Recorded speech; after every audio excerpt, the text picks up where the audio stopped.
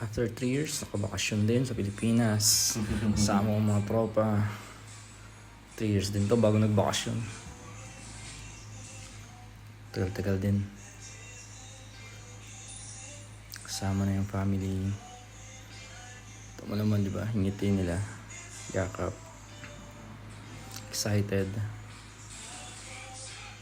Sarap din sa pakiramdam. Kahit ilang araw lang.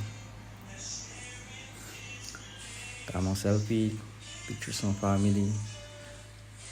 Yakapin mo na yung na-miss mo. Yung lola ko, 94 years old na yun.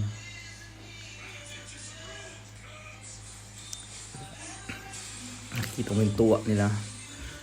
Smile nila sa mga mukha nila. Oh. Diba? Tagal din sila kung ako din ng bakasyon. Kailangan mag-ipon eh. Pinakamalungkot na part, uuwi ka na naman. Babalik sa realidad.